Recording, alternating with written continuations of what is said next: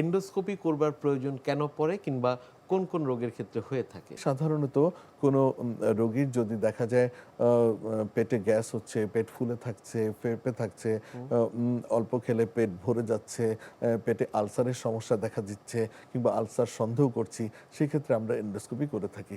এছাড়া যদি দেখা যায় কোনো কারণে রোগীর দেহে রক্ত স্বল্পতা দেখা দিচ্ছে, তখন আমরা এন্ডোস্কোপি করে দেখতে চেষ্টা করি সেখানে কোনো আলসার থেকে রক্তপাত হচ্ছে কিনা, কিংবা দেখা দিচ্ছে কোনো রোগীর কালো পায়খানার আবির্ভাব ঘটছে, সেক্ষেত্রে কিন্তু আমরা এন্ডোস্কোপি করে থাকি। এছাড়া লিভার সিরোসিসের রোগীর সিরোসিসের মাত্রা দেখতে, বিশেষ করে লিভার সিরোসিসের এক পর্যায়ে খাদ্যনালীর নিচের অংশের রক্তনালীগুলো ফুলে যে ইসোফেজিয়াল ভ্যারিক্স তৈরি করে, সেটা দেখার জন্য আমরা এন্ডোস্কোপি করে থাকি। কিংবা লিভার সিরোসিসের ক্ষেত্রে পাকস্থলীর উপরের অংশে ফান্ডাল ভ্যারিক্স হয়ে থাকে, আইসোলেটেড গ্যাস্ট্রিক ভ্যারিক্স হয়ে থাকে, কিংবা পোর্টাল হ্যাপাটাইটিসের গ্যাস্ট্রোপ্যাথি হয়ে থাকে, কিংবা গেভ গ্যাস্ট্রিক অ্যান্ট্রাল ভাস্কুলার একটেশিয়া হয়ে থাকে। এই সব জিনিসগুলো দেখার জন্য কিন্তু আমরা এন্ডোস্কোপি করে থাকি। এছাড়া যদি দেখা যায় কোনো কারণে রোগী দ্রুত অবনতিশীল হচ্ছেন, অর্থাৎ তার খাওয়ায় মারাত্মক অরুচি হচ্ছে, তার ওজন কমে যাচ্ছে, তিনি জীর্ণ শীর্ণ হয়ে যাচ্ছেন, দেহে রক্ত স্বল্পতা দেখা দিচ্ছে, তাহলে আমরা ধরে নিই যে তার নিশ্চয়ই পাকস্থলীতে ক্যান্সারের আবির্ভাব ঘটছে। সেক্ষেত্রেও কিন্তু আমরা এন্ডোস্কোপি আমরা করে থাকি।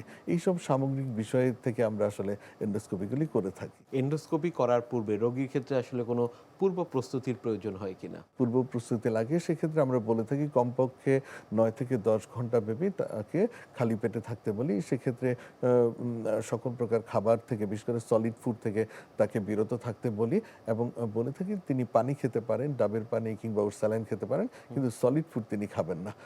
তো এক্ষেত্রে যেটি হয় সেটি হচ্ছে পুরো খাদ্যনালী, পাকস্থলী এবং ডিওডেনামটি পুরো ক্লিয়ার থাকে। এতে আমরা খুব সুন্দরভাবে দেখতে পারি কোথায় কোনো সমস্যা রয়েছে কিনা। যদি খাবার থাকে তাহলে সমস্যাগুলো আসলে বোঝা যায় না। অনেক সময় রোগীরা চিকিৎসকের কাছে জানতে চান এন্ডোস্কোপির কোনো পার্শ্ব প্রতিক্রিয়া রয়েছে কিনা। এন্ডোস্কোপির আসলে তেমন কোনো পার্শ্ব প্রতিক্রিয়া নেই।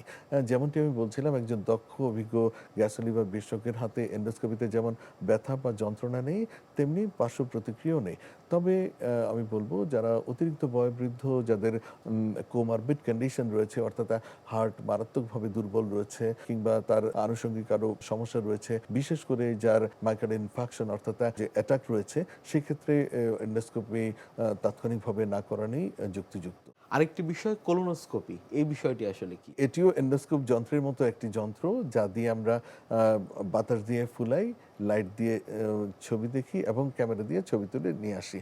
তো এখানে যেটি করি, এটি আমরা পায়ুপথে প্রবেশ করি, আমরা পুরো কোলন পর্যন্ত আমরা দেখে থাকি।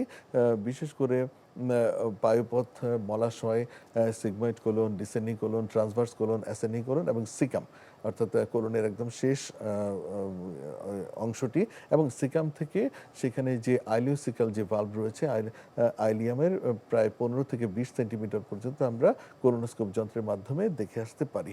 তো এই যন্ত্রের মাধ্যমে আমরা এই এতগুলো জিনিস আমরা দেখে থাকি। সেখানে কোনো ঘা কিংবা আলসার রয়েছে কিনা, টিউমার রয়েছে কিনা, কোনো ক্যান্সার রয়েছে কিনা, পলিপ রয়েছে কিনা, কোনো ভাস্কুলার অ্যাঞ্জিওডিসপ্লাসিয়া রয়েছে কিনা, কোনো যেটি ডাইভার্টিকুলার রয়েছে কিনা, এই পুরো জিনিসগুলো আসলে দেখা যায় এবং ছবি তুলে এনে তাৎক্ষণিক রোগীর সামনে উপস্থাপন করা যায়।